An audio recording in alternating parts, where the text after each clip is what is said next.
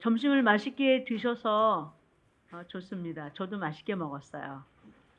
저녁도 맛있는 저녁이 있으니까 기대하시고 끝까지 계속 참석해 주시면 고맙겠습니다. 이제 두 번째 토론 시간인데요. 그 제주 4.3과 기독교라는 주제로 우리 그 학자들께서 정말 6개월 동안 열심히 서로 토론하면서 일주일에 한 번씩 토론하면서 준비한 자료들이에요. 그러니까 저 박수로 맞아주시고 이따 질의와 답변 시간도 열띤 토론을 기대합니다. 우리 안김정혜 선생님, 최태욱 박사님, 윤태현 목사님, 그리고 사회는 우리 전남병 목사님께서 해주겠습니다.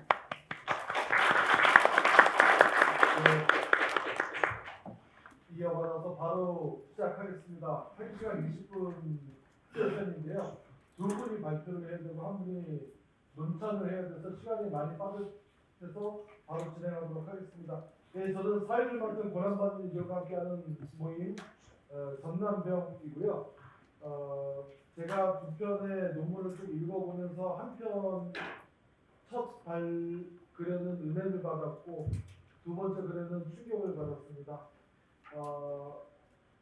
기독교가 어떻게 보면 한국 개신교는 한반도에서 십자군 역할을 한 거 아닌가 그런 생각이 들 정도로 느낌이 들 정도로 좀 많이 제가 알고 있는 4.3은 겉핥기였고 그 안에 면면을 보면 거의 다 주요 직책에 있던 사람들이 기독교인이었고 또 윤태현 목사님 그 발표해 주신 것을 보면 두 인물들 배치시켜서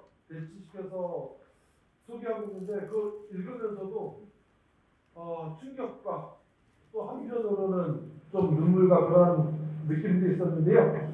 예, 이제 바로 시작하겠습니다. 먼저 첫 번째 발표에 좀 진행을 말씀드리면 두 분이 발표자가 25분씩 발표해 주실 거고요. 안김정혜 선생님께서 10분 동안 논찬을 해주시고 20분 질의 응답을 갖도록 하겠습니다.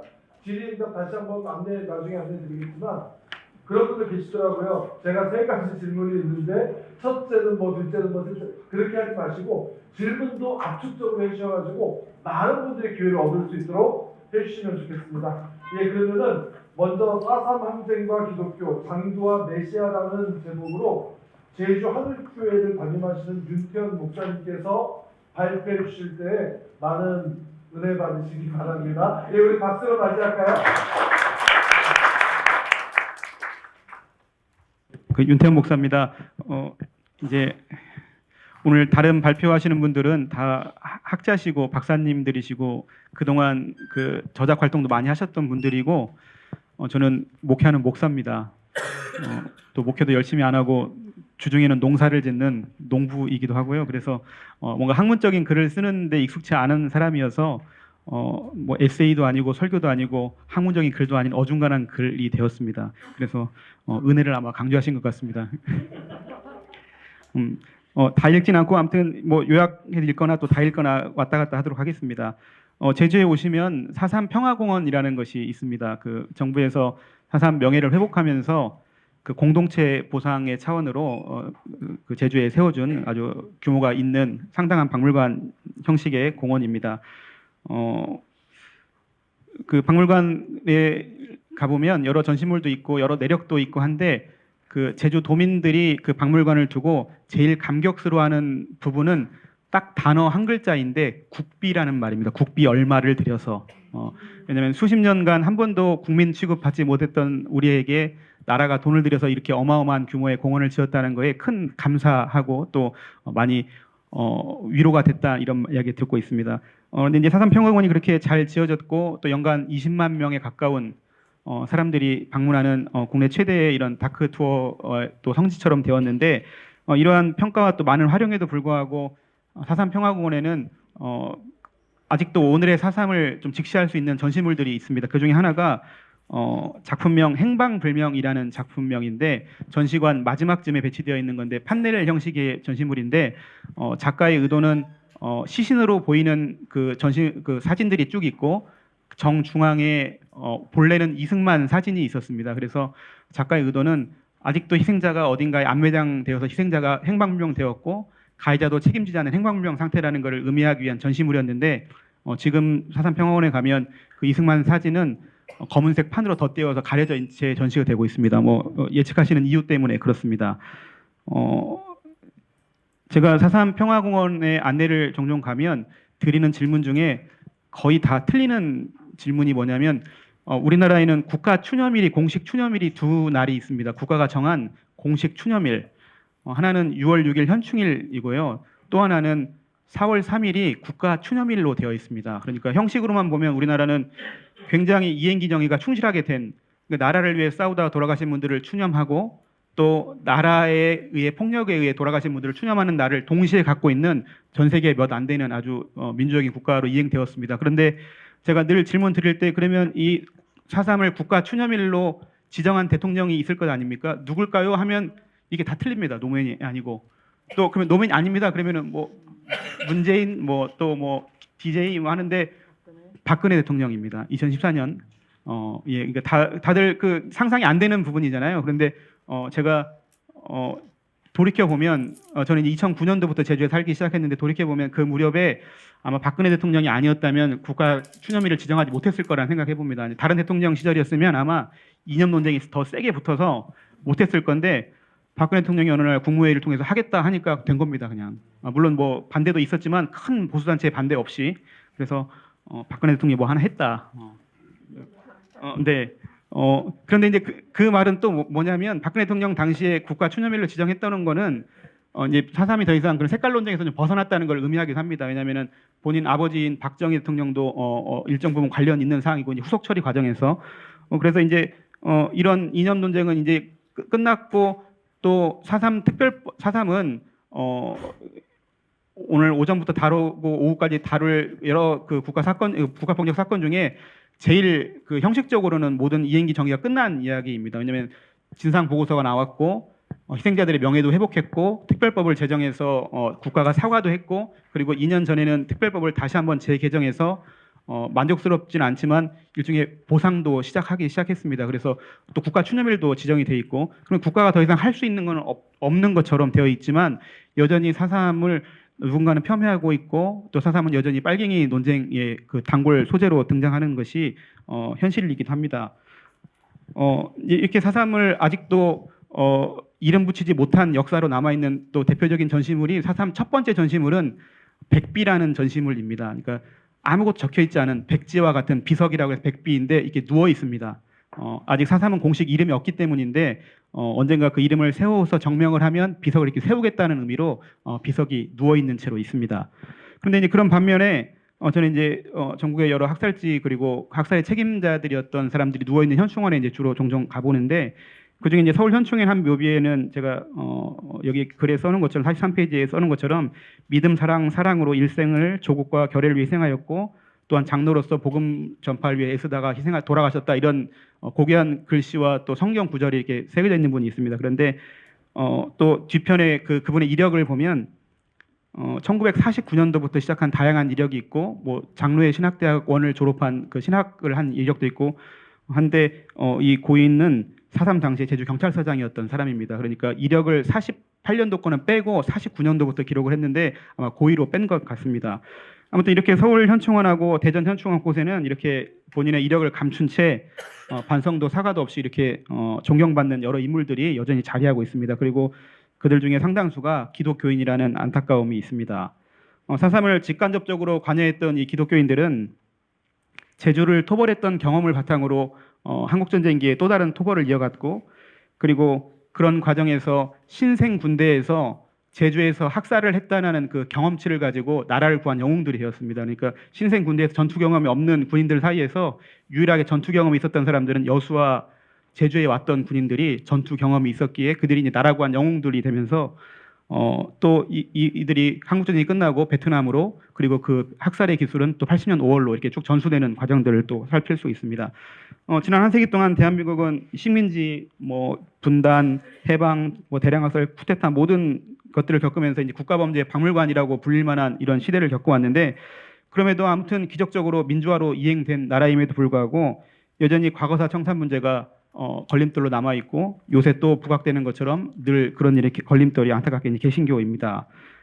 오전에도 이야기가 됐지만 개신교가 해방 직후에 제 표현입니다만 신처럼 군림했던, 마치 하나님처럼 군림했던 미군정을 통해서 적산을 불화받으면서 반공의 일선에 이제 서기 시작했고, 그렇게 쌓은 그 앞서 김진호 목사님 말씀해주신 그 수행적 반공주의의 역할을 차곡차곡 해나가면서 이른바 이제 한국교회의 극우의 마지막 보루까지 된 안타까운 현실입니다. 오늘 이제 제가 드릴 글에는 그래서 이제 4.3 그 즈음에 등장하는 이른바 개신교 엘리트라고 불렸던 당시 지식인들과 또 반대 또 그 제주 민중들의 편에 섰던 그 지식인들을 인물 비교를 좀 통해서 오늘 한국 교회가 좀 넘어야 할 지점이 어딘지를 좀 어렴풋이나마 이야기하려고 합니다. 4.3 이야기를 조금 전에 이제 그 제주가 그 역사적으로 이미 4.3 이전에도 대량 학살을 한번 경험했던 곳이기도 합니다. 우리나라 역사에서는 삭제하고 잘 가리키지 않는 역사인데 제주도는 그 옛 이름이 탐나국이었던 걸 알고 계시죠? 탐나국 시절에 원래 별개의 나라였다가 한반도로 복속된 이후에 일종의 내부 식민지 역할을 충실하게 한반도에 복무하는 그런 역할을 했습니다. 그래서 이 시기에 제주도는 병참기지로서 군마를 생산하는 곳이었고, 또 감옥으로 유배지로 사용되었고, 또 수탈기지로 여러 가지 물품들을 수탈해가는, 그러니까 나타났던 모든 탐나의 역사들이 그냥 식민지의 전형과 같은 그런 역사를 쭉 걸어왔습니다. 그리고 또 본국, 그러니까 한반도에 비해서 차별적인 정책이 자연스럽게 동원되었는데, 과거 시험을 볼 적이면 요새로 말하면 외국인 전형의 기회가 주어졌습니다. 같은 민족으로 쳐주지 않았기 때문에 특별 대우한 외국인 전형이 아니고 차별하는 빈곤과라는 외국인 전형을 받고, 또 그 수탈이 심해지면서 제주도 인구가 점차 이제 살기 힘들어서 제주를 떠나는 인구들이 많아지니까 제주도를 떠날 수 없도록 출력 금지령이라는 걸 200년 동안 만들어서 조선 말까지 제주 사람들을 섬 안에 가둬놓고 철저하게 수탈했던 수탈 기지였습니다. 그리고 삼별초 영향으로 탐나 총관부가 설치되어서 이제 몽골 직할령이 되어서 또 몽골의 지배를 받게 됐던 곳입니다. 그런데 이제 건너뛰면 아무튼 이 불합리한 구조 속에서 본국과 일종의 식민지 관계 속에서 생겨난 제주만의 독특한 문화가 있는데, 그것이 장두 문화라는 겁니다. 장두는 말 그대로 소장의 맨 머리 위에 자기 이름을 거는 사람을 말하는데, 육지부의 그 동학대나 이런 때 보면 주로 사발통문을 활용해서 이름을 동그랗게 적어서 주모자가 누군지 드러내지 않는 방식이라면, 제주도는 가장 소장 머리 위에 이름을 써서 자기 목숨을 걸고 민중을 대변하는 그런 장두들이 있었습니다. 그런데 이제 장두들은 그 봉기의 요구 조건이 관철이 되든 안 되든 효소되는 것이 그냥 룰이었습니다. 왕의 심기를 어지럽혔다는 이유로 그 장두의 목을 효소해 가고 서울 한양으로 압송하고, 그리고 민원이 해결해 줄 만한 민원이면 해결을 해주고, 그렇지 않은 경우에는 해결해 주지 않고, 그러니까 장두가 된다는 것은 일종의 목숨을 건다는 것과 동일한 의미이기도 했습니다. 그래서 4.3 항쟁 이전에 대표적인 장두가 저희가 알고 있는 이재수의 난이라고 했던 신축 항쟁의 이재수가 대표적인 장두였습니다. 근데 이제 그 4.3 봉기를 결정했던 이른바 신촌 무장회의, 무장대나 인민유격대들이 그 4.3 48년 4월 3일 날 봉기를 할 건지 말 건지를 결정했던 회의가 있는데, 일종의 이제 강경파와 신중파가 서로 이렇게 대립했던 회의인데, 그 회의에서 마지막으로 결정적으로 강경파가 신중파를 설득했던 그 서사 안에도 장두가 또 서야 할 때가 됐다라는 이야기가 주요했다고 합니다. 그런데 이제 이재수의 신축 항쟁이 일어났던 것이 1901년도인데 이재수의 어머니가 1941년도에 돌아가셨습니다. 한 40년 후에. 그럼 4.3하고 멀지 않은 때인데, 이재수의 어머니가 돌아가셨을 때 지금도 모슬포 모슬봉 기슭에 어머니 묘가 남아 있는데 가면 마을 사람들이 돈을 모아서 비석을 세워줬는데 제주 영웅 이재수 어머니 묘 이렇게 세웠습니다. 그러니까 40년 지난 1941년도까지도 제주 사람들 가슴에는 이재수라는 그 장두에 대한 열망이 남아 있었고, 그런 것들이 48년도 이 4.3 봉기까지도 장두라는 이야기가 그들 사이에서 거론이 됐다는 이야기입니다. 그리고 4.3 항쟁의 마지막 장두였던 이덕구는 부하의 배신으로 총을 맞아 사살되었고, 우연의 일치겠지만 십자가 모양 틀에 전시되어서 대중에게 전시되었었습니다. 그 장면을 묘사한 우리 현경 작가의 글이 그 45쪽에 제가 적어놓은 대목입니다. 그리고 이제 본격적으로 인물 비교를 좀 해보면 먼저 언급되는 인물들은 개신교인이고 뒤에 붙는 이름들은 개신교인이 아닌 이름이고 또 물론 개신교인도 있습니다.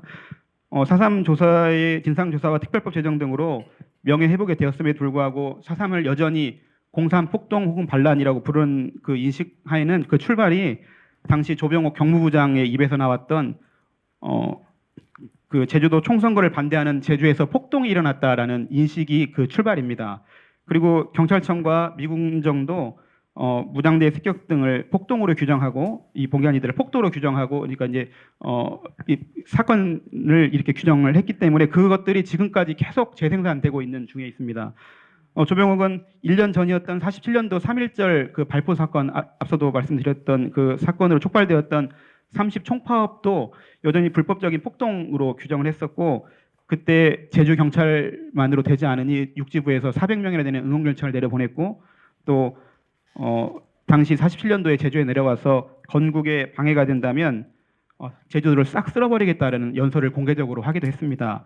근데 이제 일제 강점기에 그런데 조병옥 씨는 신간의 활동과 또 수양 동호회 활동으로 복역을 하게 됐던 독립운동가 출신이었는데 해방 이후에는 이제 철저한 친미주의자로 변신을 합니다. 그런데 이 그 독립운동도 후에 변절을 했다는 것이 이제 그 논쟁이 있지만 거의 사실로 확인이 되는 중에 있습니다.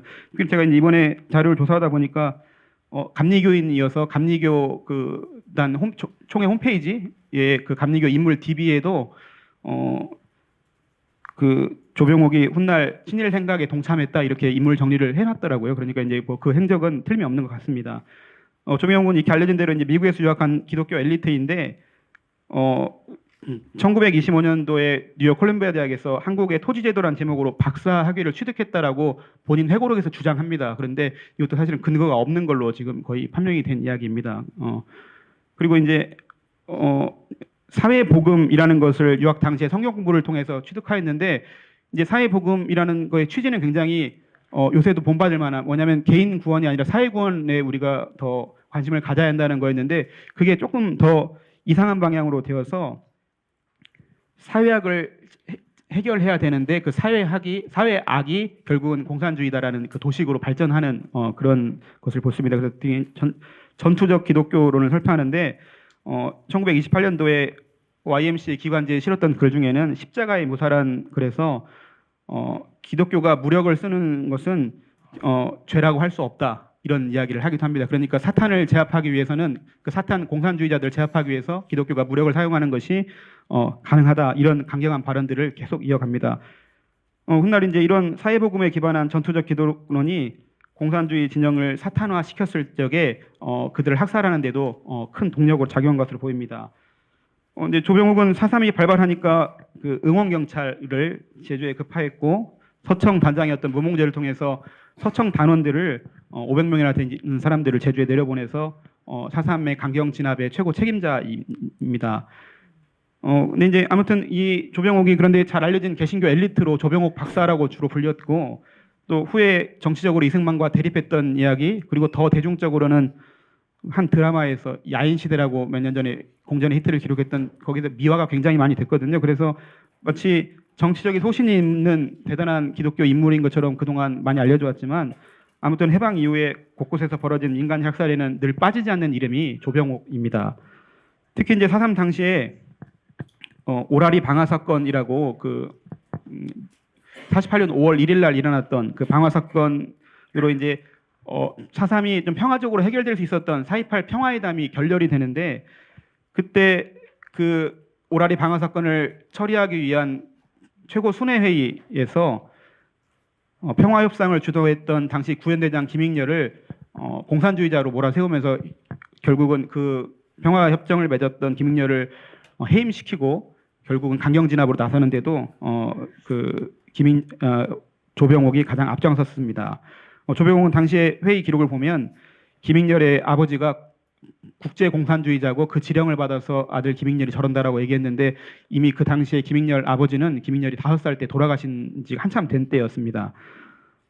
그러면 이제 조병옥과 그렇게 몸싸움도 하고 평화협상을까지 지키려고 했던 이 김익렬이 이제 어떤 인물인 걸 보면 당시 48년도 4.3 발발 당시 구현대장이었는데 김익렬은 4.3이 진행되는 중간에도 그 국제신문이라는 곳을 통해서 자기가 4.3 수기를 기고했던 기록이 있습니다. 그래서 그 기록이 이제 전부 다 지금 찾아진 건 아니고 그 신문사도 없어지고 그래서 일부만 이제 복원이 되고 그리고 이제 한참 시간이 흐른 후에 본인이 88년도가 되어서 4.3의 진실이라는 유고를 또 남겼는데 그 둘 사이에 조금 뭐 기억의 왜곡인지 혹은 뭐 아니면 기억을 하지 못해서인지 글의 차이가 조금 나지만 대체로 조병용에 대해서 굉장히 부정적으로 기술을 하는 것을 볼 수 있습니다. 김익렬은 최초에 이제 미군 정이나 군에서 판단할 때는 4.3의 원인이 공산 폭동이 아니고 서북 청년단들의 불법 행위 그리고 뭐 식량 문제 또 이런 것들이 잘 해결되지 않아서 일어난 사건으로 판단하고 평화적인 해결을 좀 하려고 했는데 조병옥과 당시 토벌사령관인 이 김정호 씨가 아주 잔혹하게 초토화 작전을 진행했고 그것들이 그 민족적 양심에 절대 용서할 수 없다 이런 글들을 남기게 됐습니다.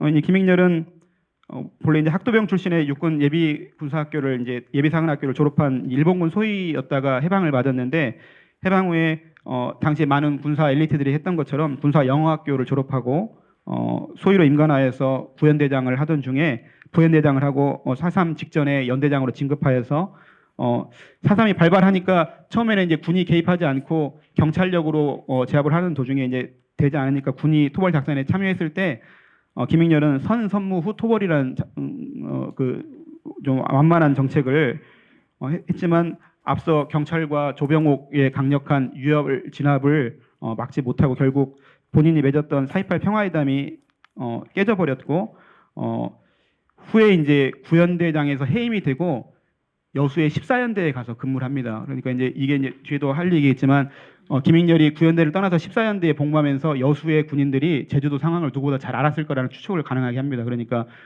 여수의 군인들이 제주도에 출정을 하면 제주 인민들을 죽인다는 걸 알았다는 이야기이기도 합니다. 이제 두 번째 인물 비교는 이제 최명신 장군하고 문상길인데 이 최명신 장군은 대한민국의 참 군인을 이야기할 적이면 늘 빠지지 않는 그 참군의 표상으로 많이 언급되고 예능 프로그램에서도 뭐 그런 프로그램을 제가 본 것도 같고 베트남 초대 파월 사령관이기도 했는데 최명신이 좀 더 유명해진 건 죽음 이후이기도 합니다. 최명신이 죽을 때 유언으로 나는 그 파병 동지들과 같이 사병묘역에 그러니까 장군묘역이 아니라 사병묘역에 묻히겠다고 해서 지금 서울 동작동 현충원에 가면 사병묘역에 묻혀 있습니다. 근데 이제 이게 이야기로 들으면 되게 아름다운 이야기인데 제가 현충원 가서 직접 보니까 오와 열을 맞춘 사병들 꼭지점에 자기가 있습니다. 이제 그리고 이제 그 오와 열을 맞춘 그 사병 묘역도 그 이제 최명신은 1기 파병 사령관이었는데 2기에 갔던 분들 이 입구에 있으니까 거기에 이 자리를 잡은 것 같고 또 이제 저는 이제 굉장히 편향적으로 얘기하는 겁니다. 이 시간이 그런 시간이니까요. 최명신이 그 죽을 당시에 이미 그 서울 현충원은 장군 묘역이 꽉 차서 대전 현충으로 가야 할 상황이었습니다. 대전 현충원에 가지 않고 아마 그런 선택을 했다라고 제가 아니라 한배 평화재단 베트남 전을 주장합니다. 네. 근데 정말 가서 보면 죽어서도 저렇게 대장 노릇을 하고 싶나 이런 생각이 강력하게 듭니다. 최명신 장군은 세간에 이제 영락교회 장로로 많이 알려졌는데 그렇지 않고 여의도 순복음교회 장로였고요. 최명신은 본인 회고록에서 본래 목사가 꿈이었는데 시대가 나를 군인으로 이끌었다 이렇게 여러 번 밝히기도 했습니다. 그리고 생전에 독실한 기독교인으로 여러 신앙 간증 집회를 이끌었던 기록도 있습니다. 그리고 또 이제 박정희의 유신을 반대했다는 이유로 또 참 군인이었다 이렇게 이야기하지만 실제로 최명신은 5.16 쿠데타 당시에는 철원 전방의 오사단을 빼서 서울로 진입했던 5.16 쿠데타 주범이기도 합니다. 그리고 이제 최명신이 파월 당시 사령관 당시에 했다는 유명한 어록이 베트공 100명을 놓치더라도 양민 1명을 살려라 이런 말을 했다고 하는데 그런 최명신이 군생활 중에 첫 번째 근무했던 곳이 바로 다름 아닌 4.3 제주였습니다. 그리고 제주에서 했던 주요 작전 중에 하나가 100살 일비였는데 100명을 죽이면 1명이 공비다 이런 뜻입니다. 그러니까 언제 공비 1명을 찾냐 다 죽이면 그중에 공비가 섞여 있다 이런 작전명이 그러니까 정반대되는 그런 일을 제주 4.3에서는 경험했습니다. 그 훗날 이제 회고록을 여러 번 남겼는데 뭐 사선을 넘고 그리고 6.25 증언록들을 남겼는데 최명식은 4.3 발발 원인이 남로당의 대규모 공산 폭동이다. 국가 수립을 반대하려고 했던 그런 색깔이 굉장히 강한 그런 폭동이었다 규정했고 또 자신의 그 연대장이었던 그 김익렬의 선무 공작을 굉장히 불만스럽게 표시했고 오히려 후에 강력하게 도민들을 탄압했던 박진경과 서북청년단을 공을 높이 사는 그런 글들을 많이 남겼습니다. 또 박진경 연대장의 그 양민 학살을 그 본인의 그 회고에서 계속 부정하면서 오히려 선무 활동을 통해서 백성들을 구하려고 했던 참 군인이었다라고 추켜 세우게 됐습니다. 그런데 그런 박진경은 취임사에서 제주 도민 30만을 죽이더라도 무방하다, 제주도가 필요하다 이런 말을 하게 됐습니다. 그리고 최명식은 또 4.3 특별법과 그 진상조사가 이루어진 이후에 2009년도에 4.3 당시에 최고 책임자였을 이승만의 양자 이인수하고 또 4.3 희생자를 전원 공산 폭도였다고 매도했던 이선교 목사라는 사람과 함께 4.3 특별법을 무력화하기 위한 헌법 소원 등을 내다가 그 생을 다 했습니다. 그러니까 죽는 날까지 한 번도 4.3에 대해서 사과하지 않았던 그런 이야기입니다. 반면에 이제 경남 남해에 가면 남해군 아시죠? 남해군에 가면 어마어마한 규모의 군인 동상이 하나 있습니다. 동상에는 뭐라고 써 있냐면 50페이지입니다. 산발적 준동 공비단당 숙상청 중에 미명의 불행히도 적의 흉탄에 장렬히 전사하였다. 민족사에 찬양할 것이다. 뭐 용비 5천가를 능가하는 그 어마어마한 글귀가 빼곡하게 써 있는데 다 한문으로 써 있어가지고 해석하는 데 되게 힘들었습니다. 네.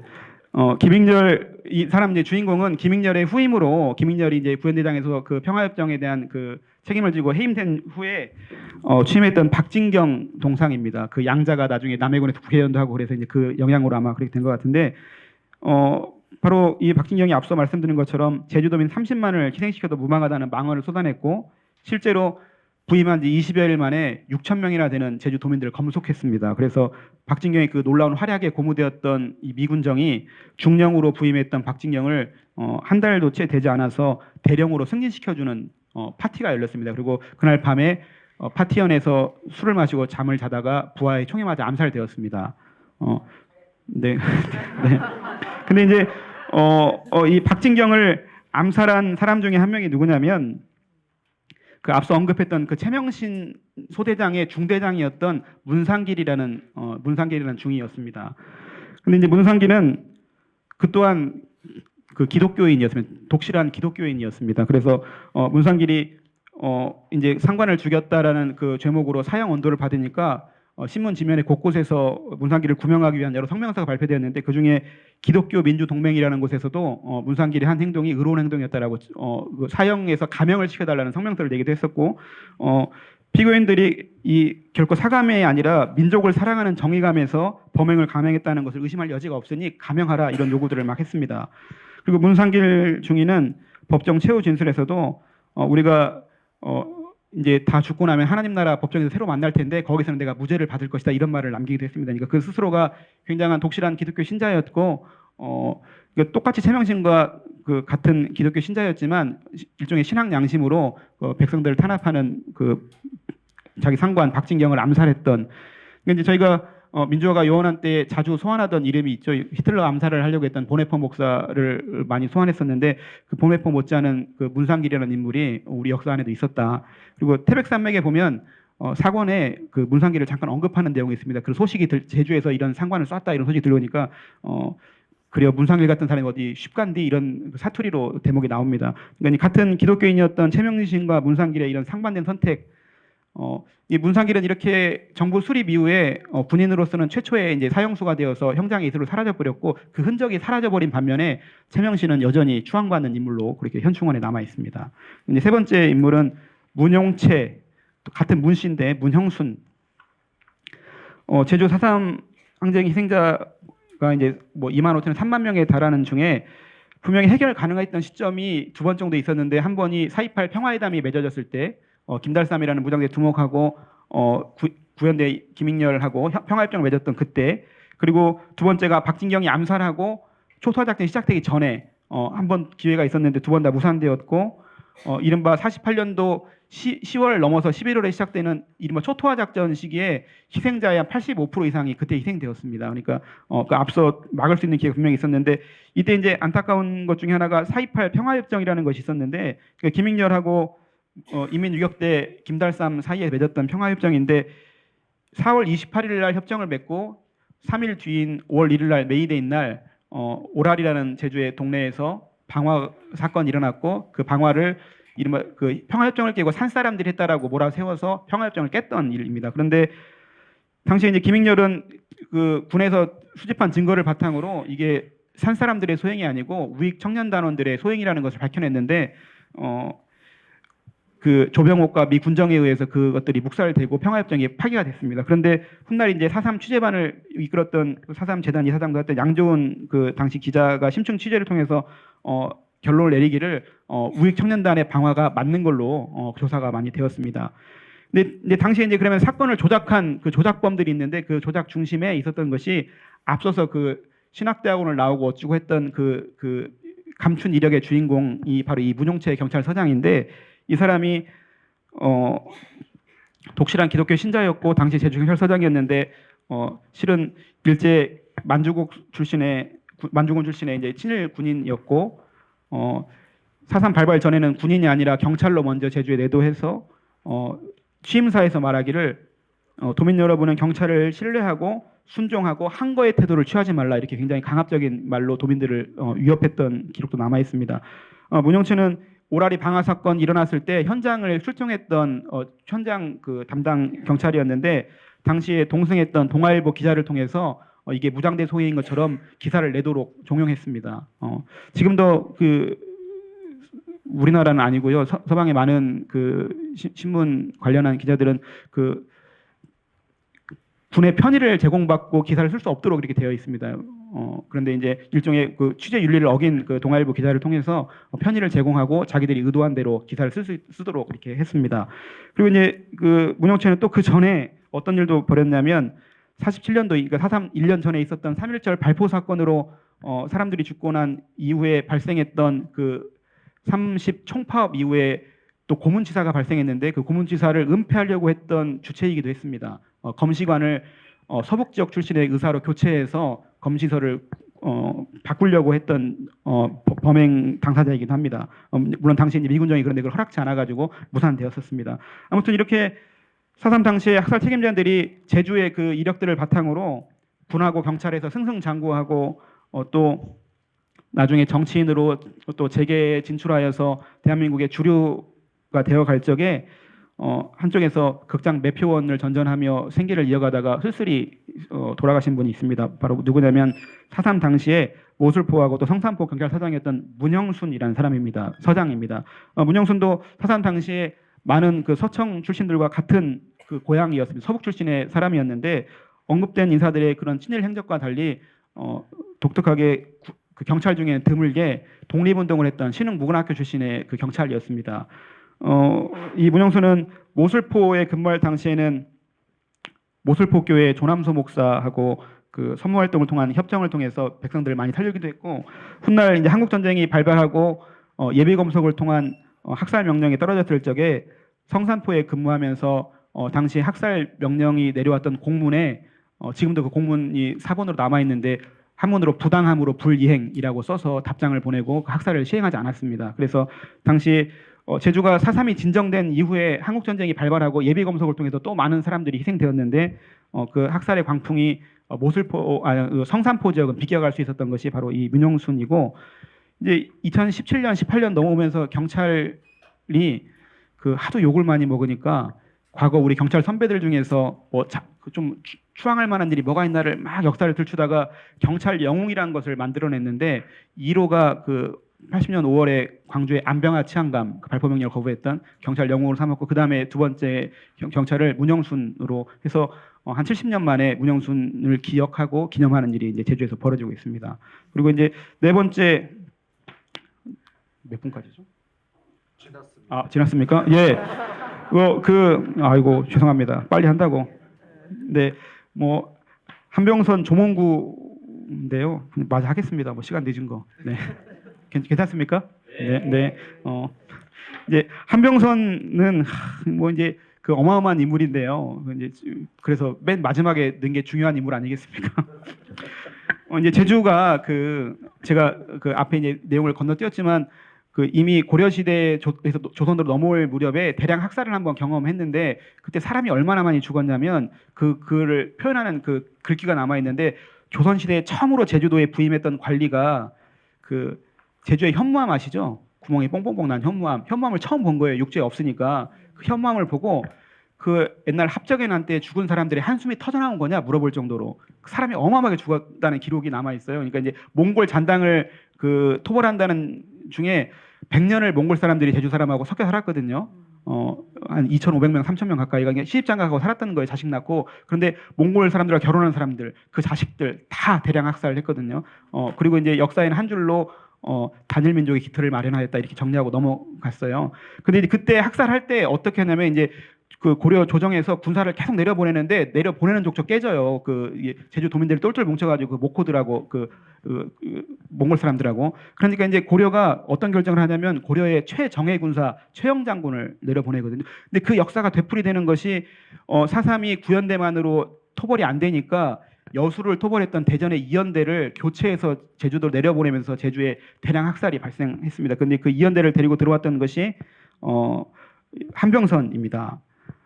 근데 이제 그 구연대하고 이연대가 교체되었던 이 48년도 그 겨울이 대학살의 그 시기인데 쉽게 말하면 교체당하는 구연대는 교체당하기 직전까지 전과를 막 부풀린이라고 그리고 새로 들어온 이연대는 구연대보다 잘하는 것을 보여줘야 되니까 무리한 작전들을 감행했고 이때 희생자가 기하급수적으로 막 늘어났습니다. 그리고 이연대가 들어오면서는 학살 양상이 굉장히 바뀌는데 이연대가 가지고 들어온 토벌 방식은 뭐 이따 말할 기회가 있는지 모르겠지만 그 간도 지역에서 독립군들을 토벌했던 그 방식을 그대로 가지고 들어와서 토벌을 하기 시작했습니다. 그리고 이제 한병선이 이제 그 많이 알려진 그 순위 삼촌의 배경이었던 그 북천리 대학살을 주도했던 것도 한병선의 부대고요. 그리고 이제 한병선이 또 하나 제주의 봉계리라는 마을을 초토화시킨 다음에 이제 그 4.3이 좀 진정되고 마을 복구 사업도 일어났는데 원래 봉계라는 마을의 이름을 자기 한병선이 함자하고 자기 작전 과장이었던 김명의 명자를 따서 한명리라고 이름을 바꿨습니다. 굉장히 큰 만행인데 이런 것들이 누가 했던 일이냐면 일본군들이 타 지역을 점령하면 자기 이름으로 바꿨던 것들을 그대로 흉내낸 것입니다. 근데 한병선은 자기 자력표에 종교를 기독교라고 썼고 그 한명리를 복구할 때 한명교회를 처음 세웠고 그 동네 최초 교회 그리고 훗날 6.25가 끝나고 제주에 내도했을 때도 그 교회에 금일봉을 내고 기도를 부탁하기도 하고 이런 개신교인으로서 이런 일을 이끌었습니다. 그리고 뭐 나머지는 글로 읽으시고 근데 조몽구라는 인물이 이제 한명선하고 비교가 되는데 이제 조몽구라는 인물은 일제 강점기에도 독일 무도를 열심히 했던 사람이고 4.3 봉기 당시에 남로당 제주 도당 위원장 부위원장에서 나중에 도당 위원장이 되는 그러니까 반란 수계 중 이런 표현이 그렇지만 반란 수계 중에 수계였던 게 조몽구인데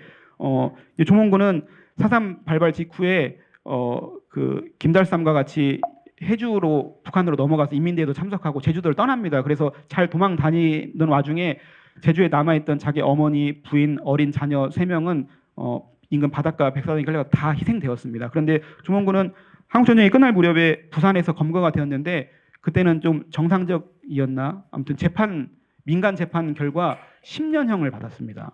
그러니까 이게 4.3이 얼마나 엉터리인지를 대표적으로 드러내는 이게 단적인 사건입니다. 그러니까 반란 수계였던 이 조몽구는 정상적인 재판을 받으니까 10년형이었고 그나마도 7년 살다가 모범수가 되어서 7년 만에 가석방 되었습니다. 그리고 이제 마을에 돌아와서 조몽구는 그런데 어떤 활동을 했냐면 죽기 직전까지 부산 지역에서 배워왔던 병아리 감별, 암수 감별하는 감별법을 마을에 꿩 병아리를 감별하는 그 계몽 활동을 끝까지 하다가 그러니까 이제 똑같이 마을을 복구했는데 어떤 말씀인지 알겠죠? 자기 이름을 붙였던 한병선과 마을에서 그렇게 끝까지 계몽을 활동했던 조몽구. 그런데 조몽구가 죽을 적에 어떤 일이 있었냐면 저만 아는 이야기입니다. 저만 아는 얘기는 아니고요. 왜냐 저 옆마을이어서 기록에서 나와 있는데 이제 시골은 마을 공동묘지가 있잖아요. 그런데 공동묘지가 꽉 찬 거예요. 그리고 새로운 공동묘지 터를 만들어 놓고 처음 죽은 게 조몽구 씨가 죽은 거예요. 그러니까 이제 마을에서 논쟁이 붙은 거예요. 이 빨갱이 괴수를 쉽게 말하면 마을에 1호 안장할 수 없다라고. 왜냐하면 그 일 때문에 가족들이 희생된 사람들도 꽤나 많이 불만도 많이 있었거든요. 매도 많이 맞았다고 해요. 마을에 돌아온 다음에.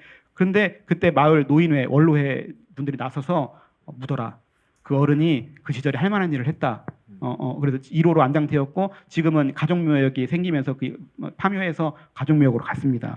아무튼 이렇게 대비되고 이제 오늘 제주 교회는 제가 건너뛰면 제가 이 글로 돼 있으니까 읽어 보시면 되고 제가 단적인 예를 하나 드려드리면 이제 저는 이제 한국 기독교 장로회 소속인데 한국 기독교 장로회는 6년 전에 4.3 추모주일이라는 거를 교단 그 기념주의를 제정을 했습니다. 해마다 4월 3일 가까운 주일을 이제 추모주의를 드리는데 그러면 이제 설교문을 교단에서 이렇게 전국 교회에 보내지 않습니까? 근데 그 지난 6년 동안 5번의 설교문을 제가 썼는데 저는 한 번도 그 설교를 저희 교회에서 해본 적은 없습니다. 이게 제주 교회 현실이라는 거를 제가 이제 우회적으로 말씀드린 겁니다. 제가 전국 교회 이런 설교문으로 설교하십시오라고 했지만 정작 저는 제주에서는 하지 못하는 이제 그게 제주의 오늘입니다. 그 이야기는 제가 글로 썼으니까 글로 한번 읽어보시고 이따 궁금한 점은 질의해 주시면 되겠습니다. 네, 이상입니다. 예, 정말 감사드립니다. 예, 25분 부탁드렸는데 35분 해서 너무 감사드리고요. 예, 그렇지만 뭐 거의 한 편의 어떤 논문이기도 하고 또 설교를 듣는 느낌이기도 하고 많은 큰 은혜를 많이 받았습니다. 예, 우리 안김정혜 선생님은 나중에 두 분의 논찬을 함께 해주실 거고요.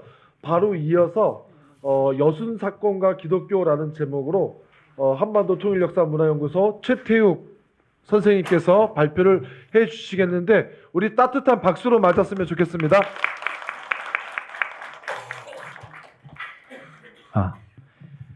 이게 지금 너무 기독교를 까다 보니까 이게 좀 지치시기도 할 것 같아요. 근데 저는 이제 민간인 학사를 연구하다 보니까 이분만큼은 내가 나중에라도 어떻게 쓰든지 좀 알리고 싶다 하는 분이 계세요. 그래서 3년 전에 제가 자료집을 다 모아서 자료집을 발간은 안 했고 했습니다. 고 홍승하 목사님, 홍형준 목사님, 의열단 홍가륵 선생님, 요 3부자에 대한 얘기인데요. 아주 짧은 동영상이 있습니다. 한번 보시고 그 후손을 제가 오늘 인사시켜 드리겠습니다. 동영상 잠깐 보겠습니다.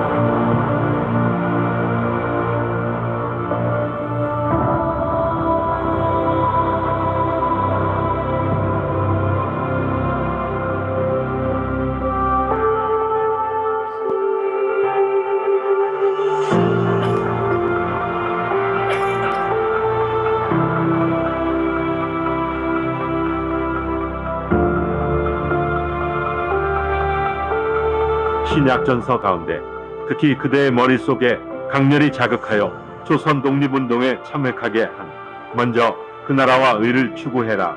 그러면 모든 것은 해결된다는 문구는 어디에 있는가? 여기에 있다. 이 문구가 피의자에게 조선 독립운동을 할 결심을 시킨 것이 틀림없는가? 전적으로 그렇다.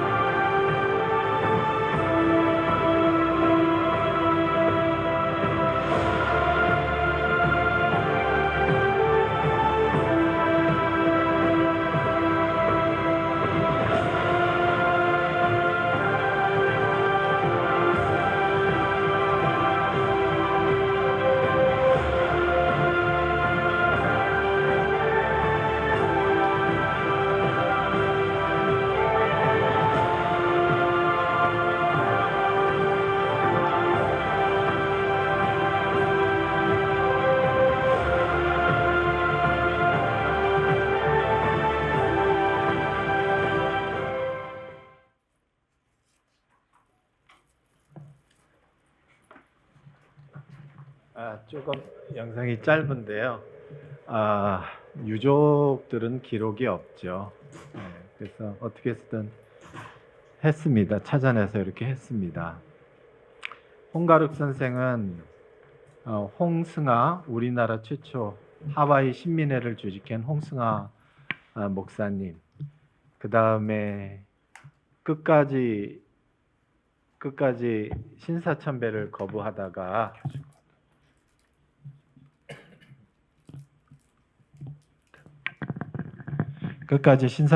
거부하다가 매주 가서 자술서를 쓰셨어요. 진천교회가 원래 교인이 100명이었는데 1941년에는 교인 10명이 남았습니다. 그 앞에는 아들이 의열단원이었기 때문에 그 앞에는 헌병이 착검을 하고 있었습니다. 그래도 숙이지를 않았기 때문에 매주 자술서 쓰시면서 구타당하시고 어느 날은 이 13대가 부러져서 오시고 뭐 그렇게 하셨던 분이고요.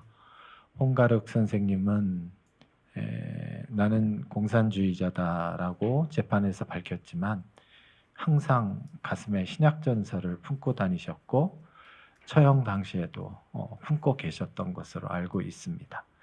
그래서 제가 오늘은 좀 여러분 독립운동가 후손은 참 못 살아요. 힘들게 삽니다.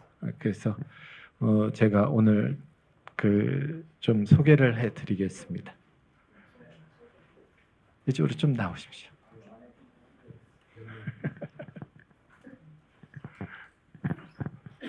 자, 이쪽으로 좀 오세요.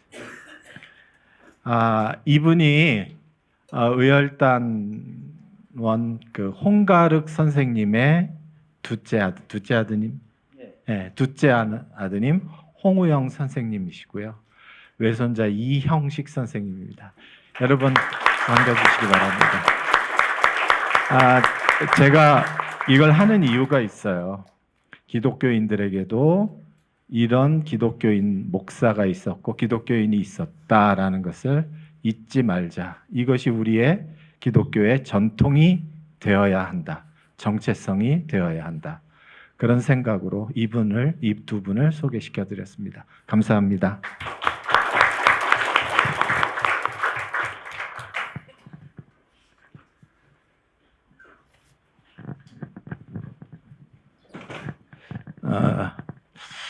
발제를 빨리 하겠습니다.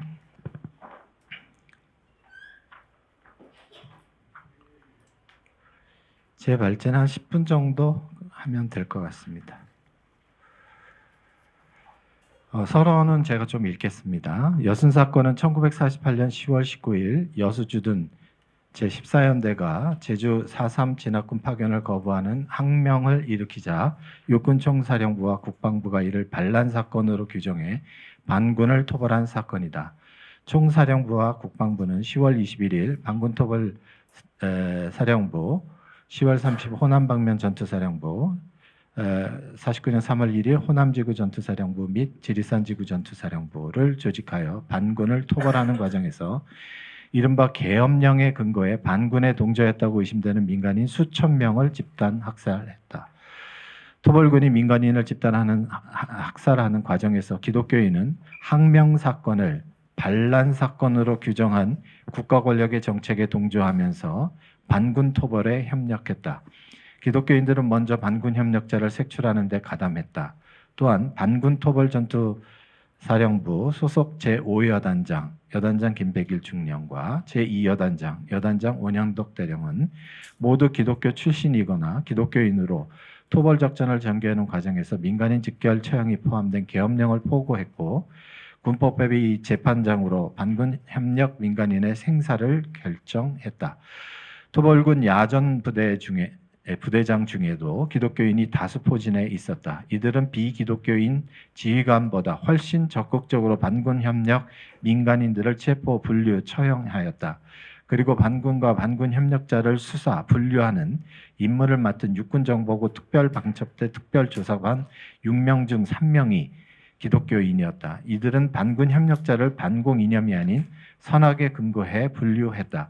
따라서 본고는 여순 사건 당시 기독교인들이 민간인 학살에 가담한 사례를 확인하고 학살 가담을 적극화한 기독교적 배경과 원인을 파악하고자 했다. 예, 제가 이런 식으로 좀 제가 여순 사건 전공자는 아니라서 이렇게 정리하고 그 내용은 그 60쪽 이하에 상세하게 나와 있습니다.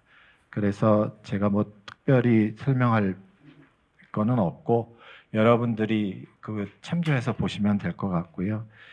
그 다음 페이지에 보면 반군 토벌 전투 사령부 그 조직도가 나옵니다. 그걸 한번 보시기 바랍니다. 이여단장 원영도 누구인지 아시죠? 남감리 최초 목사 중에 하나인 원익상 목사의 아들입니다. 정동제일교회 교인이고요. 제5여단장 김백일 저는 좀 사실 최근에 알았습니다. 이 사람의 할아버지가 누구인지. 그 다음에 육군정보국장 백선엽 누가 의하면은 이 영락교회하고 연결돼 있죠. 그다음 비행대 수색대는 그렇게 중요하지 않습니다. 핵심. 그다음에 이제 제2여단 밑에 2연대, 12연대가 있었는데 아까 말씀하셨던 2연대장 한병선 기독교인이죠. 12연대장 백인혁 독실한 장로교인입니다. 그다음에 15연대 넘어가고요. 3연대 그 15연대 밑에 5연대 1대대 김종원이 있는데 기독교 출신이라고 저는 봅니다. 주일학교 다녔고, 네. 그 다음에 3연대, 4연대만 제외하고, 그러니까 지휘부에 있는 6명 중 4명이 기독교, 5명 중 6명 중 3명이 기독교인이고요. 야전사령부에서도 절반이 기독교인이고요. 그 다음에 제일 중요한 게 특별방첩대인데요. 이 특별방첩대는 김한일, 이희영, 이세호, 양인석, 박평래, 송대우, 빈철현. 김한일은 특별방첩대장이죠. 김한일 목사님 기억하시는 분 계실 겁니다. 그런데 김한일 목사님은 당시에 특별방첩대장으로 서울역에서 기차를 타고 광주로 내려갔다가 그 다음에 다시 올라오셨어요.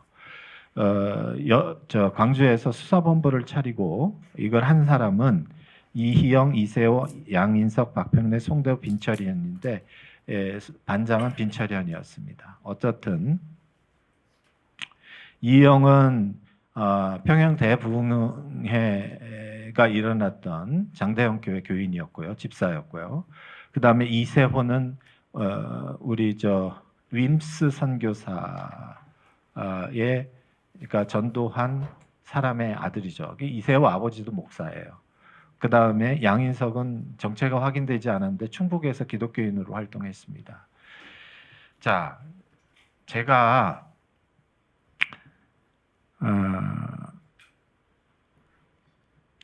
61쪽으로 한번 넘어갑니다.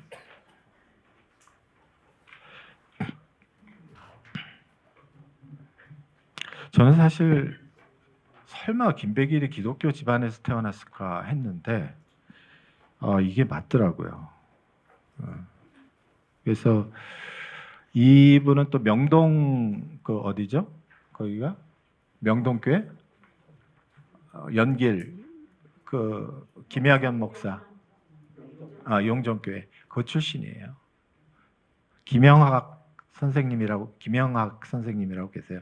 감리교회 김영학 말고 그 김야견 문재린 아버지 문익환 목사님 아버지 문재린 뭐 이렇게 해가지고 같이 명동천을 건설했던 분이 계십니다.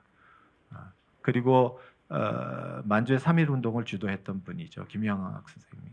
그러니까 그분의 손자입니다. 그래서 이 양반이 캐나다 장로교회가 설립한 은진중학교를 다녔어요. 하여튼 그런 출신이었습니다. 뭐 이분에 대한 거는 제가 더 좀 조사를 해야 될 것 같고, 그래서 이 양반이 돌아가셨을 때 1951년에 비행기 사고로 돌아가셨을 때 조양록 목사가 우리나라 전군의 절반은 잃은 것 같은 고통이다 이렇게 얘기했어요. 이렇게 얘기한 이유가 있겠죠. 예. 자, 넘어가겠습니다. 그러니까 여러분 그 여순 사건의 학살이 세 단계로 이루어져요. 첫 번째는 들어가면서 전투하면서 그걸 총지휘한 사람이 김백일이에요. 그 다음에 그 뭐죠? 계엄령을 내려가지고 토벌하면서 죽인 거. 계엄령을 낸 사람이 그 김백일이고요. 그 다음에 군법회의를 합니다. 이 군법회의를 그 재판장이 김백일이에요. 그러니까 그 후에 계속 죽었죠. 수백 명이. 그 다음에 군법회의에서 결정된 사람들이 어디로 갑니까? 대전 형무소나 목포 형무소나 광주 형무소로 가죠. 이런 사람 전책나면서 다 처형됐습니다. 그런 관계입니다. 자, 넘어가겠습니다. 사랑의 신학자 원영덕, 그러니까 애의 신학이라고 하는데 이거는 이따가 우리 황 선생님, 황 박사님이 말씀을 해주실 겁니다. 원영덕은 원익상 목사의 아들이고 이 사람들 자꾸 이제 민간인 학살한 사람들이 자기가 기독교 정체성을 가지고 진짜 사람을 죽였냐 이렇게 질문하는데 맞습니다. 원영덕을 보면 왜 기독교인들이 사람을 죽일 수밖에 없는지 기독교의 잘못된 신앙이 뭔지 그것이 드러나죠. 이 부분은 황 박사님께서 마지막에 말씀을 해주실 것 같고요. 자, 그 다음에 넘어가서 66쪽에 보면 기독교 출신의 토벌군 장교들의 민간인 학살 지휘 한병선에 대한 내용이 쭉 나오고 있습니다. 백인엽에 대한 내용이 쭉 나오고 있습니다. 68쪽 한번 보겠습니다. 그 사진을 한번 보시죠.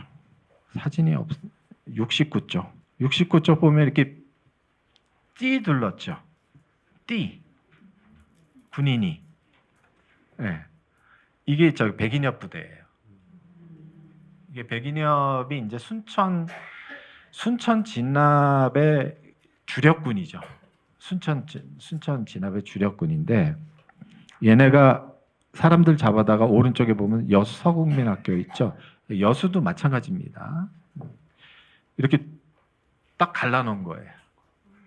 근데 요 갈라놓는 게 어떤 방식이냐? 그 위에 보면 줄친 거 제12연대가 민간인을 처형할 사람과 훈방할 사람으로 분류할 때 사용하던 방식은 기독교인에게 반군 협력자를 지목하게 하는 것이었다. 이는 지휘관 백인엽이 기독교인이기에 가능한 분류 방식이었다. 그는 자신이 기독교인이라는 점과 기독교인은 공산주의를 적극적으로 배제 제거하려 한다는 점을 이용한 것이다. 그러니까 어떤 방식이냐면 기독교인 나와 그러면 기독교인이 나오죠. 목사 나와 그럼 목사 나오죠. 여기서 우익 인사들만 지목해. 그럼 우익 인사를 지목하는 거예요. 그럼 우익 인사가 지목되면 그 사람들이 나와서 빨갱이들 지목해. 이겁니다. 너무 잔인하지 않아요? 그렇게 분류돼서 처형하는 겁니다. 그런 사례가 참 많습니다. 김종원도 그렇게 했어요. 김종원도 똑같은 방식을 이용했습니다. 그래서 김종원 얘기는 그거 한번 읽어볼까요? 독실한 기독교 71쪽 한번 보시기 바랍니다. 여수 14연대 의미병이었던 곽상국은 김종원이 예수 믿는 사람 이리 나오라고 한 뒤 당신들 고생했어 집에 가시오 라며 풀어줬다고 한다. 그는 나는 반란군이면서 예수 믿는 사람들 쪽으로 가서 살아서 왔다. 그런데 남은 사람들은 두들겨 맞으면서 끌려갔다. 그 다음에 이제 행방불명된 거죠. 그러니까 참 잔인한 방식을 썼어요. 기독교인들이. 그 다음에 육군 정보국 소속 기독교인들의 민간인 학살 가담. 이거는 한번 읽어보시면 될 것 같고요. 이세호에 대한 얘기를 한번 해보겠습니다. 이세호.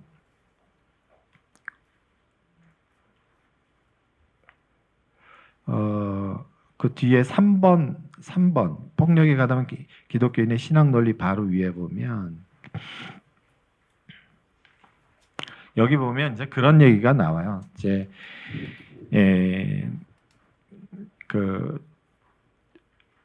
이게 이처럼 오여단 제4현대 특별방첩대는 경찰 등의 협조로도 항명군은 물론 민간인들 수사 분류하였다는 것을 알 수 있다. 이게 이세호가 끝까지 자기는 안 했대. 자기는 끝까지 그 민간인 안 했대. 아주 이 사람 질이 나빠요, 진짜. 진짜 악질이에요. 돈도 많이 헤쳐먹었고 아주 질 나쁜 사람입니다. 예, 파월. 예, 파월 사령관 했죠. 방첩대 정보과 헌병 정보 수사 요원들이 반군협조 혐의자를 색출하여 순천경찰 유치사항의 사정에 구금시키는 것을 목격했다 한다. 사현대 이제 그렇게 해서 이제 했는데 이 사람이 자기가 고백을 한 게 있어요. 그게 뭐냐면 반군 협력자를 색출하는 거잖아요. 근데 이세호는 그게 아니었어요. 거기 보면 선악을 정확히 가려야 한다고 하면서 분류 작업을 선악 간의 구별로 판단했다. 이세호는 반군과 반군 협력자를 골라냈지만 결국은 이 사람을 죽일 사람, 살릴 사람을 구별하는 것은 기독교적인 관점이었어요. 그러니까 이게 무서운 겁니다. 예. 자, 넘어가겠습니다.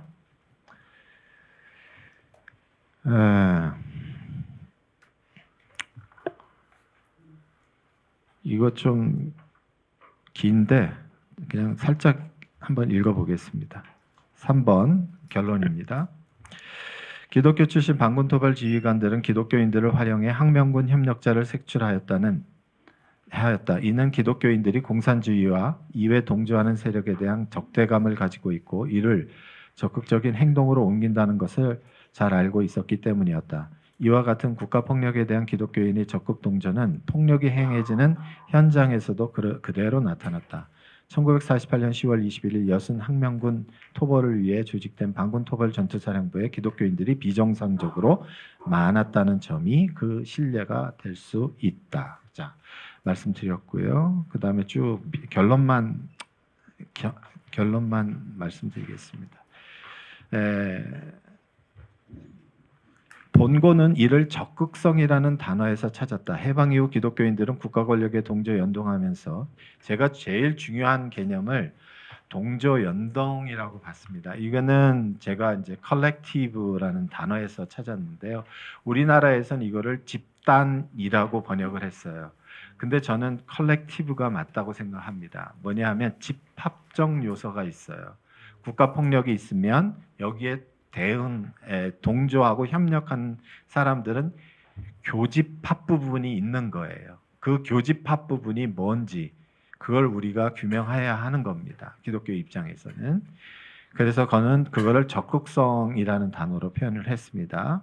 해방 이후 기독교인들은 국가 권력에 동조 연동하면서 국가 권력이 행사하는 폭력에 적극적으로 가담했다. 이들은 폭력에 가담하는 논리를 이승만 정권의 반공 이념에서 찾았다. 그 결과 기독교인들은 항명군을 반란군으로 항명군에 협력한 민간인을 반군 협력자로 규정해 체포 제거했다. 그런데 여순 사건 전후 국가폭력에 가담한 기독교인들에게는 이승만 정권과 일반 가해자에게는 볼 수 없는 현상이 나타났다. 이승만 정권과 일반 가해자는 대구 10월과 제주 4.3 여순 가담자와 보도연맹원 그리고 각종 프락치 사건 관련자 등에 대해 좌익, 간첩, 이적행위, 프락치, 반란군, 빨갱이 등의 명칭을 붙이지만 기독교 가해자들은 이들에게 정마, 붉은마귀, 정마진, 붉은마귀 진영, 나병 감염자, 사탄의 진영 등의 성서에 나와 있는 단어들을 추가로 붙였다. 기독교인들은 자신의 진영에 속하지 않는 개인과 집단을 적으로 규정할 뿐만 아니라 마귀와 사탄으로 규정했다. 마귀와 사탄은 기독교인들의 전의를 불태우는 신앙, 신념, 신앙 더하기 이념, 신념이다. 해방 이후 기독교의 유력한 목사, 교인들은 기독교의 신앙을 정치적 이념으로 대체하면서 교회를 미국을 중심으로 한 자본주의 진영에 편입시키는 전진기지로 만들어 놓았다. 이러한 현상은 소련 군정과 북한 공산주의 세력에 의해 탄압을 받고 월남한 기독교인들이 설립한 교회, 영락교회, 경동교회, 남산교회 이것 때문에 좀 문제가 생겼는데요. 나중에 질문하시면 제가 충분히 대답하겠습니다. 에서 두드러지게 나타난다. 근데 이거는 여러분 잘못하시면 안 돼요. 남한 이제 계속 서청만 얘기하는데 남한에는 국민회가 있었어요. 이거를 우리가 놓치고 있는 것 같아요. 예를 들면 청주제일교회 핵심 세력들이 다 국민회 출신들이죠. 그 다음에 서천교회도 다 국민회죠. 그 다음에 오늘 여기 오신 진천교회 출신들이 국민회라 가지고 보도연맹 관리하고 통제하다 싹 다 죽여버렸잖아요. 그러니까 경주도 그렇고요. 이 국민회를 우습게 보면 안 돼요. 그래서 국민회는 대부분 조선기독교 청년의 전국연합회라는 단체가 있었어요. 이 조선기독교 청년의 전국연합회라는 단체가 그 기독교 동맹인가 연맹인가에서부터 출발을 했는데 거기에 이제 김희훈, 강영 누구지? 경동교회 강원영 뭐 이런 사람들이 주도한 거예요. 이 사람들이 전국을 다니면서 우익 조직을 만들어야 된다라고 얘기를 한 거예요. 그 우익 조직이 뭐예요? 조선기독교 청년의 전국연합회 지부들을 만드는 거예요. 그렇게 해서 만든 것이 서문회교회의 조선기독교 청년의 전국연합회고 그 조선기독교 청년의 전국연합회를 배경으로 해서 조직된 것이 전북국민회예요. 전북국민회가 뭐 했습니까? 보도연맹 조직해가지고 탈탈 털어가지고 나중에 사람 죽이는데 동원된 거 아니에요? 그러니까 우리는 기독교가 뭐 지금 보수다 진부다 이것대로 우리가 얘기해서는 안 돼요. 아까 안강제일교회 나왔죠.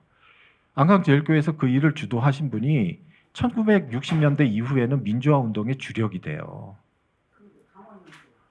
그러니까 잘한 것도 있지만 기독교가 한국전쟁 때 또 한국전쟁 이후에 어떤 일을 했는지 그 부분에 대한 것도 평가를 해야 돼요. 그리고 이 양반들이 왜 민주화 운동에 뛰어들었는지도 나중에 볼 수 있어야 됩니다.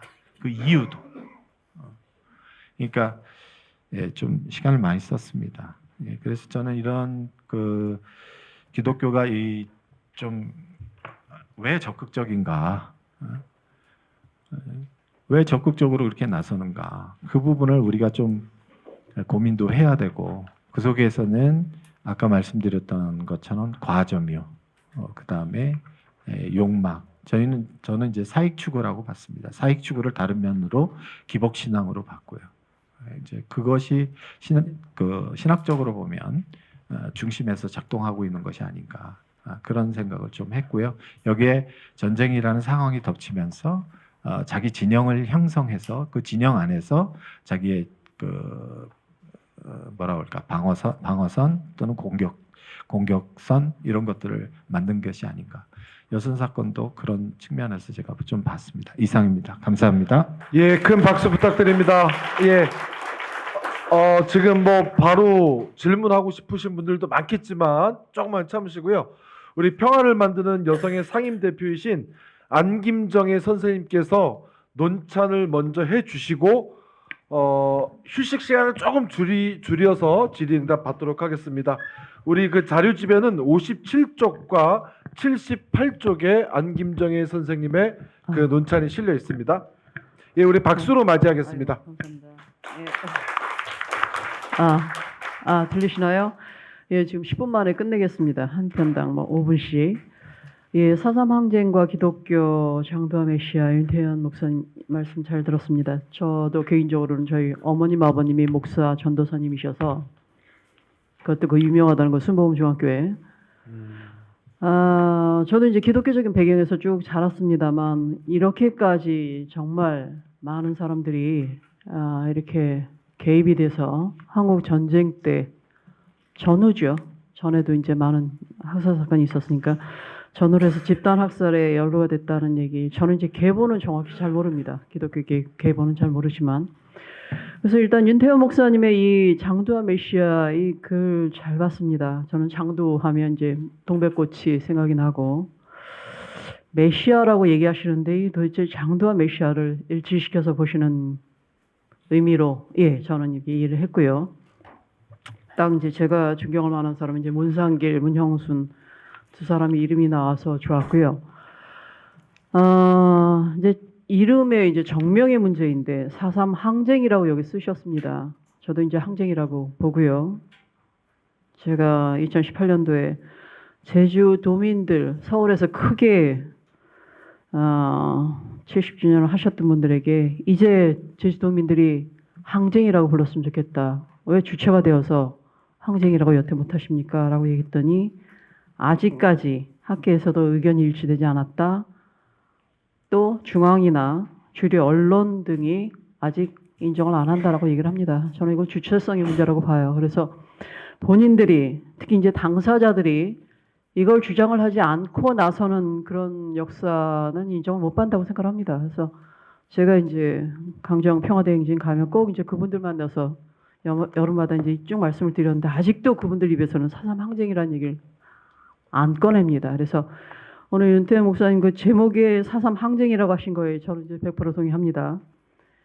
그래서 양재해, 강재건, 방성칠, 이재수에 나오는 이제 제가 이정재가 나오는 영화를 보긴 봤는데 자, 그렇다면 김익렬을 어떻게 평가하실까가 좀 궁금했습니다. 그리고 저는 뭐 모든 지금 기독교 이 문제에 관련해서 개신교가 마찬가지겠지만 큰 걸림돌 중 하나가 이제 개신교, 특히 개신교 엘리트 문제 지적에 저는 동의합니다. 그렇다면 이들을 만들어낸 제국주의 개신교파들에 대한 뿌리 연구가 있어야 되지 않을까.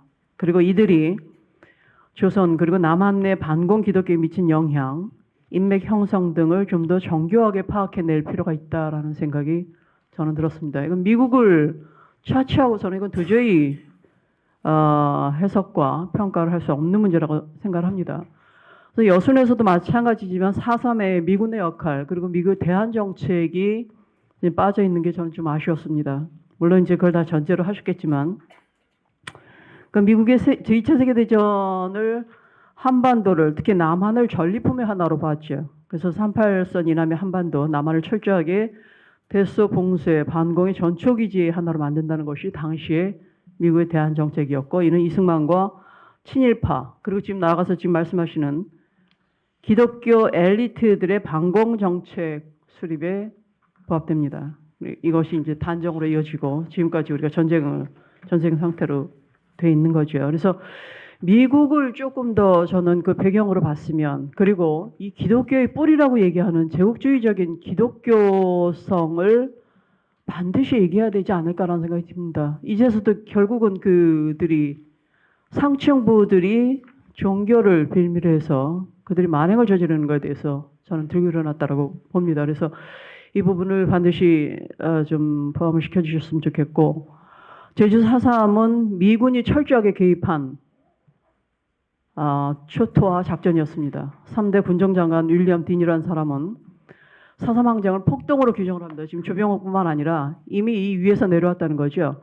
미국에서 이 초토 작전을 전개하면서 김익렬을 전격 해임하고 박진경을 후임으로 임명을 합니다. 그 다음에 로스웰 브라운이라는 20년대 강경파입니다. 이 미군 역시 이 대령을 제주 지역 미군 사령관으로 파견해서 박진경보다 더 위에서 최고 지휘권을 행사하도록 합니다. 그리고 미군 정원 CIC를 통해서 4.3 항쟁은 한국의 독립 문제, 미국의 우호적인 정권 수립을 얘기합니다. 이것과 직결되어 있으므로 국방경비대, 당시는 이제 한국군의 정신이었죠. 반드시 그 책임지고 졸속한 시일 내에 진압하라는 강요를 계속 내립니다. 이건 미 국무성에서도, 미 국무부에서도 계속 내리는 것이었고, 그래서 미군은 제주도에서 폭동 진압군에 대한 교육은 물론 포로신문과 게릴라 수색을 위한 미군 정찰기 파견 등 적극적으로 개입을 합니다. 또한 해안 경비대를 이용해서 제주도 연안을 완전 봉쇄해서 쥐새끼 하나 못 나가게 하죠. 그래서 유격대의 해상 탈출로를 차단하고 국방경비대와 경찰 전투원, 식량, 무기 등의 수송을 그 당시에 비행기를 동원해서 전담을 합니다. 제 결론은 4.3 항쟁에서의 미국의 책임은 반드시 물어야 할 것이며 남한 단종 수립 이후에도 이승만 정권과 미국 정부는 한미 군사 안전 잠정 협정을 맺어서 미군이 계속 한국군에 대한 지휘권을 장악하고 있었습니다. 이것이 잠시 후에 말씀드린 여순으로 넘어가지요. 소련군이 북한에선 다 철수했음에도 불구하고 미국은 주한미 군사고문단이라는 K맥을 500명을 잔류를 시킵니다. 한국 전쟁까지 이어집니다. 자, 그래서 저는 발표하신 윤태현 목사님의 결론에 동의합니다. 제가 말씀드릴 것은 익명의 다수에게 하는 사과가 얼마나 무의미하고 여전히 폭력적인지, 국가가 사과와 용서를 구할 때는 담이 없어야 한다에 동의합니다.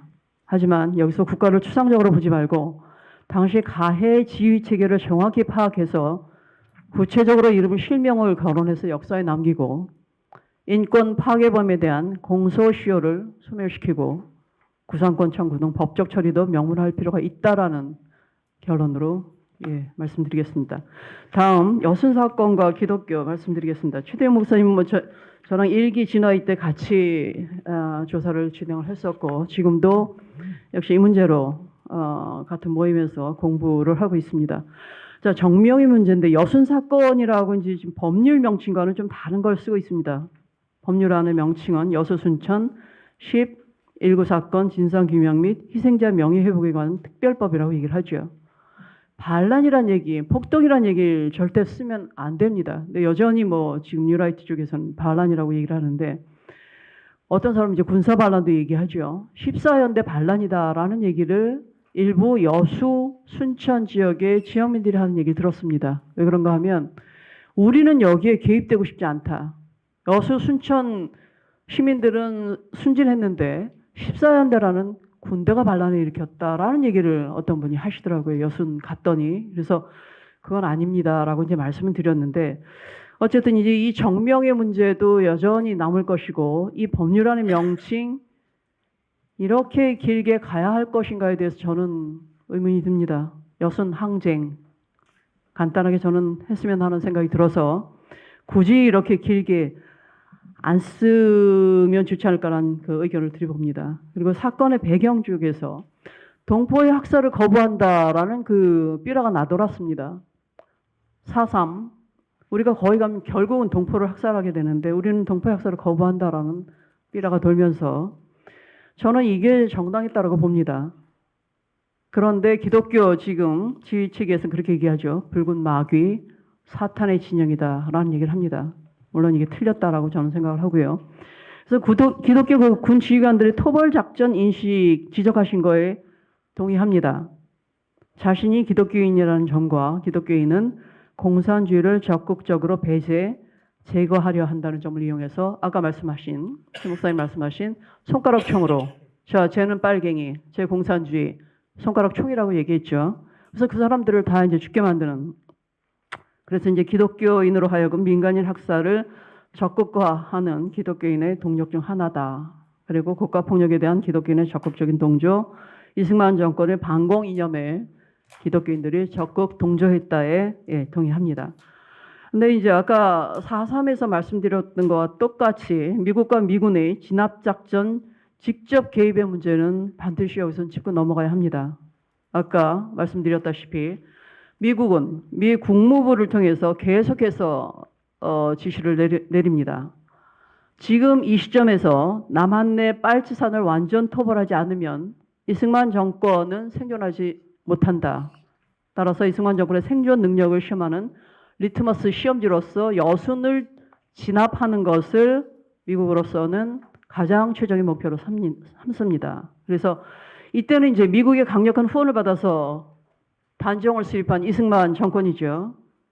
그래서 미국 역시 이승만과 동일한 운명선상에서 나가야 하는 것이었습니다. 그래서 대소 봉쇄 정책이 성공할 것인지 아니면 당시 중국의 장개석 국민당 정권이 넘어가지요. 49년 쌍십절에 생기는데 넘어가는 중이었습니다. 그래서 미국으로서는 이 이승만 정권이 자기네들이 애써 만들어 놓은 이 이승만 정권이 중국 국민당 장개석 정권의 재판이 되지 않을까에 굉장히 초조한 그런 기색을 보입니다. 그래서 미국은 직접 개입을 결정하고 아까 말씀드린 잔류하고 있던 500명 규모의 주한미 군사고문단을 통해서 사건을 진압하기로 결정을 합니다. 그래서 고문단은 현장에서 작전 계획을 수립하고 이를 감독을 합니다. 그래서 지리산 토벌대 고문관 그리피스 소령 같은 사람은 그리스에서 정말 그 토벌을 했던 악명이 높았던 공산당 토벌 부대의 장교였습니다. 그래서 이 소규모 기동부대의 지속적인 압박 작전이라는 것을 내려보내는데 이것은 마을을 파괴하고 무자비한 살상을 하고 미국 선교사들로 하여금 정보 수집 활동을 하게 합니다. 그래서 이때 이제 고문단장이었던 로버츠 고문단장이 상황을 파악해라, 한국군을 위해서 지휘해라, 그리고 가장 빠른 시간 내에 반도들을 포위 진압할 계획을 수립해라 라는 것을 내려보냅니다. 그래서 하우스만이라는 일개 대위가 나중에 자기가 이승만도 쥐고 흔들었습니다 라고 얘기하는 그런 그 글을 남깁니다. 이때 이 위에서 거의 다 이제 이거 미군이 하죠. 그래서 작전 지휘팀에 폴러, 리드, 그다음에 하우스만 이런 자들이 작전 지휘팀이 되어서 진압 작전을 이 전술을 펼칩니다. Finding, Fixing, Fighting, Finishing 이 지침을 딱 4F라고 얘기하면서 보냅니다. 그래서 로버츠는 직접 한국군 진압군 측에 그 당시에 그 국방경비대에 그 미국이 무기를 안 줬습니다. 북한으로 쳐들어와서 저 전쟁을 벌일까봐 이승만이 두려웠죠. 그래서 무기가 거의 없었는데 이때 무기를 엄청 내려보냅니다. 탄약 휘발유, 식량 등을 무제한으로 공급을 하고 60mm 박격포, 81mm 박격포, 소총 실탄, LMG, M8이라는 반트럭 정찰차 등 온갖 처음 보는 무기들이 이 여순 진압 작전에 다 동원이 됩니다. 그래서 나중에 얘기 들으니까 처음으로 보는 미제 무기들이 물론 이제 2차 세계대전 때 쓰던 것들이죠. 정말 황홀했다라는 표현을 쓰는 한국군의 증언이 있었습니다. 화력 대단했죠. 자, 그래서 뭐 수송기도 내려보내고 경비행기도 배속시키고 날마다 이제 서울과 광주로 가면서 일일 작전 보고 이거는 G2 보고서에 그대로 나와 있습니다. 무전기도 역시 지원을 해서 무전을 굉장히 하고 암호물을 이용한 무전통신 작전체계 완벽했습니다. 몇 명이 됐던 그 반란군들은 겨우 이제 절대 이제 정할 수 없었던. 그래서 제 결론은 기독교 인사들이 남한을 미국 중심의 자본주의 진영에 편입시키고자 했다에 저는 동의합니다. 그런데 왜?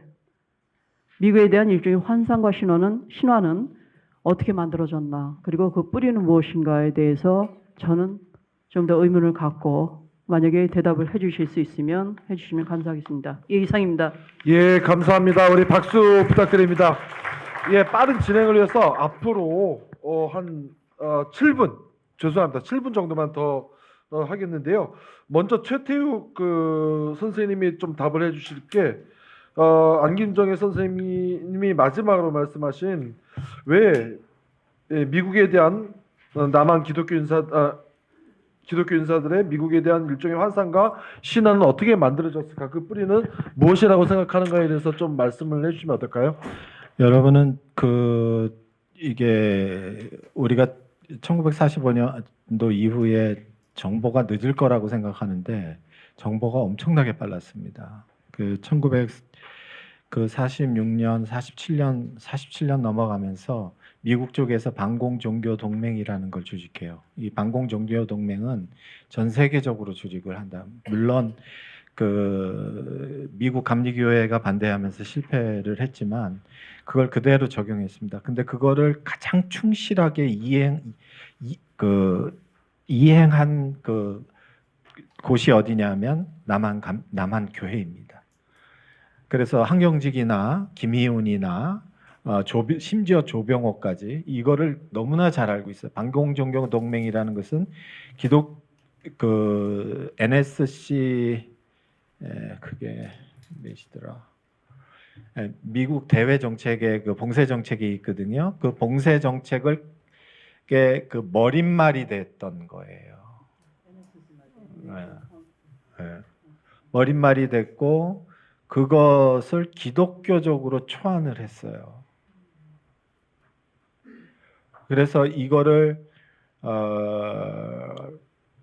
테일러 뭐 이런 사람들이 한국에 들어오면서 한경직 목사를 비롯해 가지고 그 미국에서 그 유학한 사람들 있죠. 그 사람들한테 이걸 싹 뿌렸습니다. 그래서 이 반공 종교 동맹을 통해 가지고 남한이 철저하게 미국의 봉쇄 정책에 저거 해야 된다. 그래서 이 남한의 기독교인들이 한국의 관료보다 먼저 알았어요. 이 봉쇄 정책을.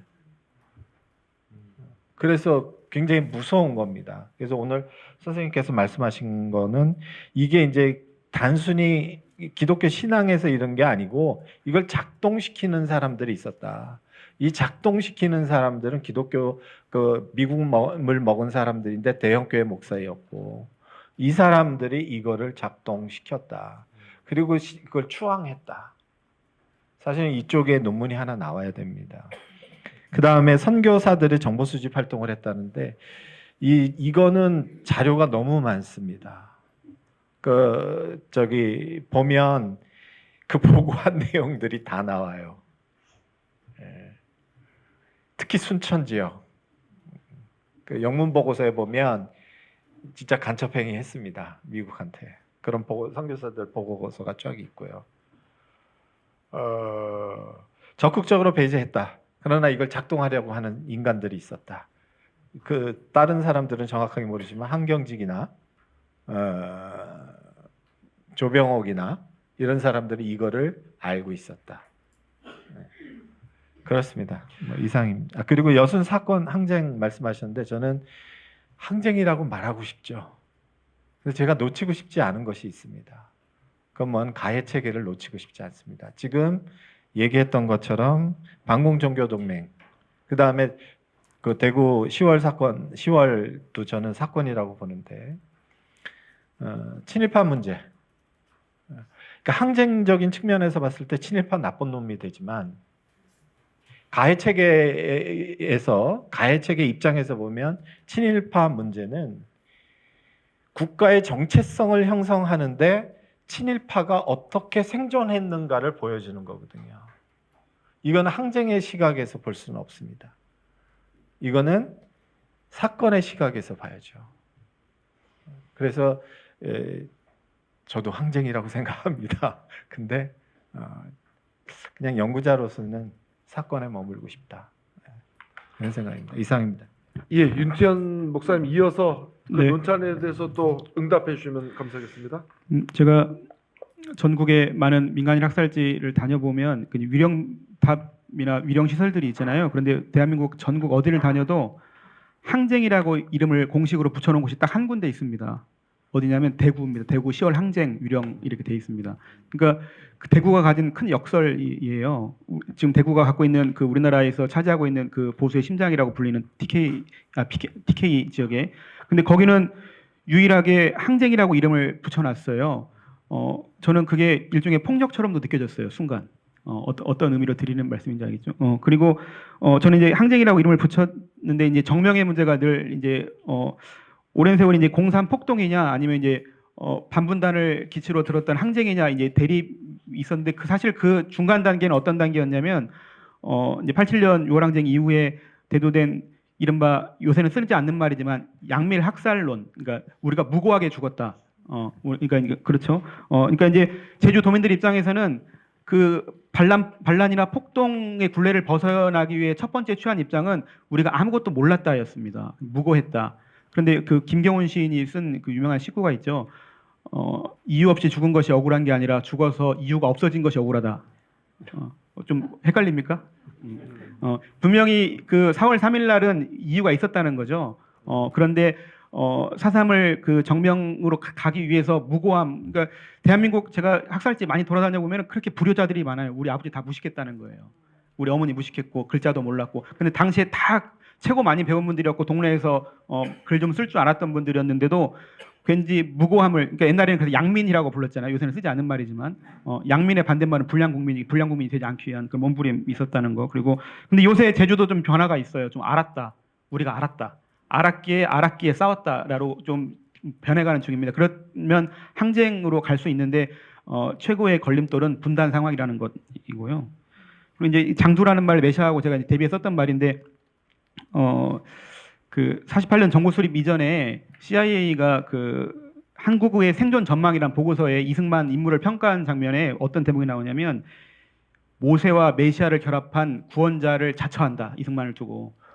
그런데 비평을 하거든요. 비난을 하거든요. 그러니까 스스로 개신교 엘리트들이 내가 기독교 정신을 가지고 우리 백성들을 구한다는 구원자 인식을 일부 가졌던 게 사실인 것 같아요. 그래서 그랬던 사람들은 우리가 익숙한 메시아 사설을 가지고 사람들을 학살하는데 그 신앙이 전혀 작동하지 않았거나 반대로 폭력적으로 나타난 반면에 신앙을 몰랐던 제주의 장두라고 불렀던 사람들은 그들도 당시에 엘리트였는데 그 가졌던 지식이나 그 힘들을 민중을 위해 썼던 대비되는 이야기를 좀 하고 싶어서 좀 무리한 이름이지만 메시아와 장두를 이렇게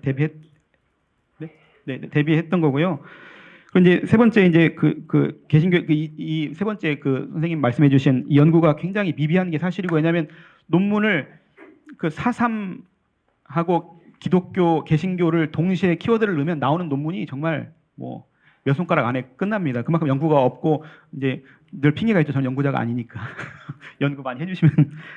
그런데 이제 이런 건 있어요. 뭐냐면 좀 최근에 엊그제 뉴스 혹시 보셨으면 요새 또 역사 교과서 또 문제가 되고 있잖아요.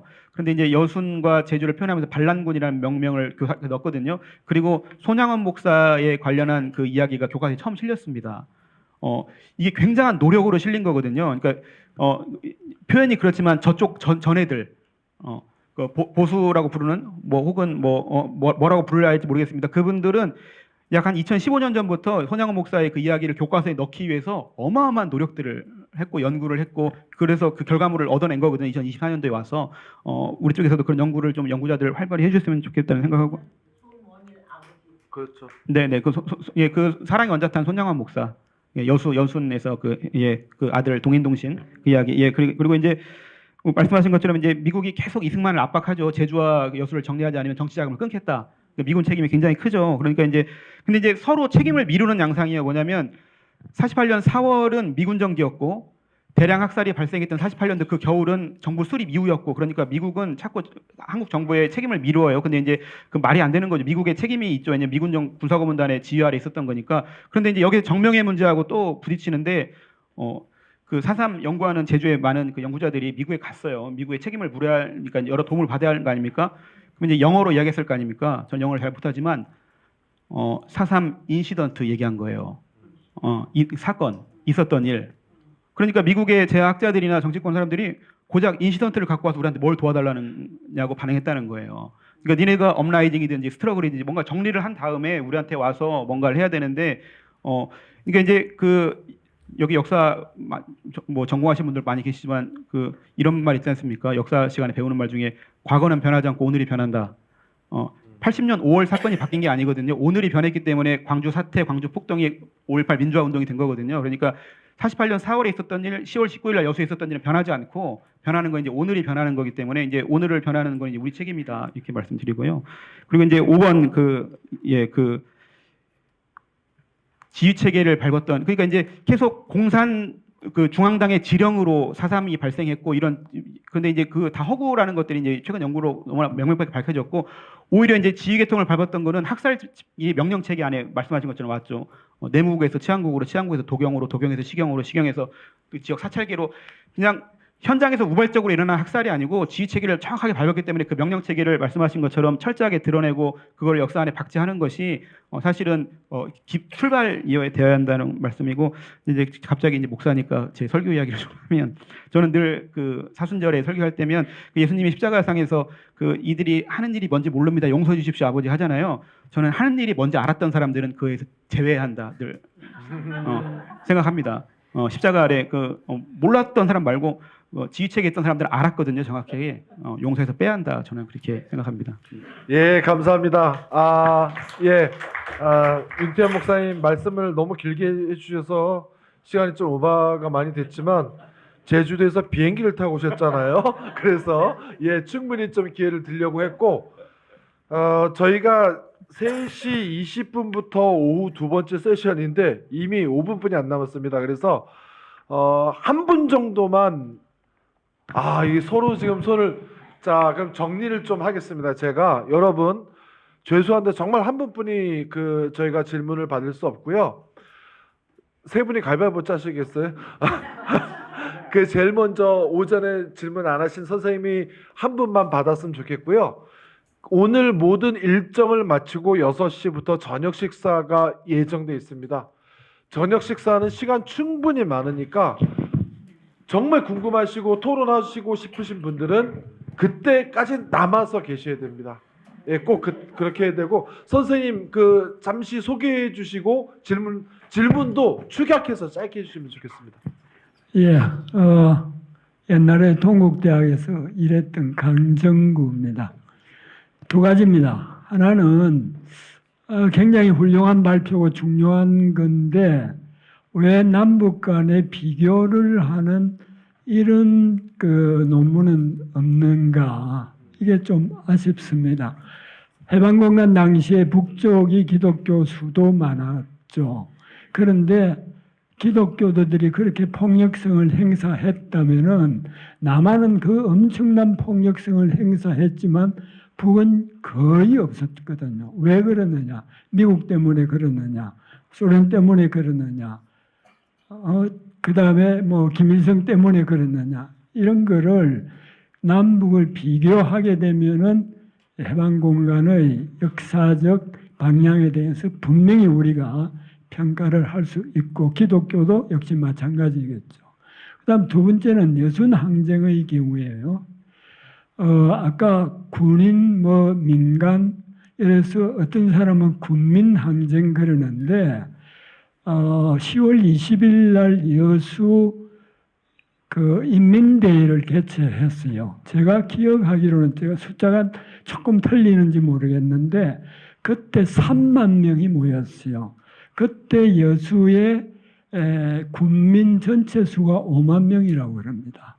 그러니까 19일 날 항쟁이 발생이 됐는데 20일 날 1시인가 아마 인민대회가 열렸는데 무려 60% 가까운 여수 인민들이 인민대회에 참석해서 거기에서 결의한 사항은 해방공간에 우리 좌익들이 지향한 그런 목표를 그대로 결의를 했던 거죠. 이런 걸 보면은 이것은 엄청난 민중항쟁이다. 군인이 촉발은 시켰지만은도 민중항쟁이다. 이런 데 좀 초점을 맞춰서 글이 나왔으면 하는 바람입니다. 고맙습니다. 감사드립니다. 이거 제가 보기에는 질문이 아니라 의견을 말씀해 주신 것 같아요. 그래서 윤태현 목사님 하실 제주에서 오셨으니까. 네, 이제 시차가 좀 있으니까 이해해 주시죠. 제주가 시차가 있습니다, 진짜로. 이제 강정구 교수님 말씀 너무 온당한 말씀이시고요. 제가 강정구 교수님 이시니까 제가 또 미국 욕을 한마디 해줘야 되지 않겠습니까?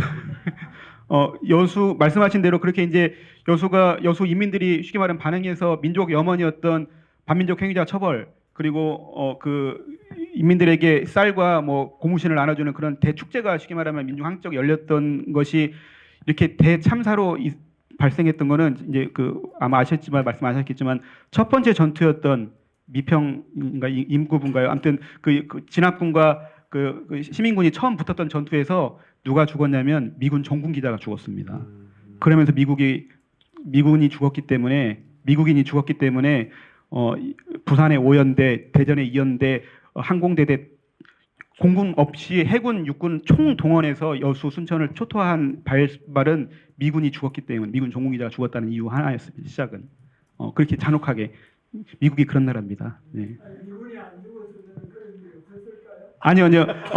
그만큼 이제 그 촉발된 그러니까 이제 왜냐하면 그렇게 많은 그 연대 병력을 이동시킬 계획이 없었던 것이 변형되는 것이 그 미군 종군자 죽은 다음에 그런 촉발을 더 강력하게 강하게 지금 말하면 그냥 여긴 전부 다 적성 지역으로 판명한 그런 일이었습니다. 선생님 말씀대로 예, 죄송합니다.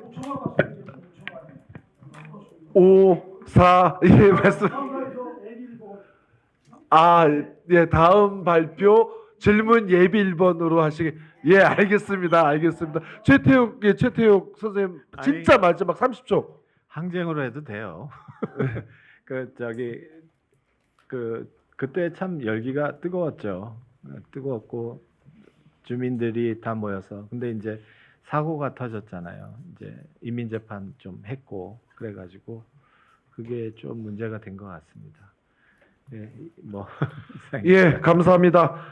이제 지금 3시 20분인데요. 딱 10분만 휴식하고 3시 30분부터 오후 두 번째 세션 시작하겠습니다. 어떤 분들이 오전에 벌써 이거 이 편은 언제 하냐, 다음 세미나는 언제 했냐 말씀하시는데 여러분의 이 열기를 모아서 계속 끝까지 참여해 주시면 좋은 소식이 있을 것 같습니다. 우리 앞에 세 분께 큰 박수 보내드리고 마치겠습니다.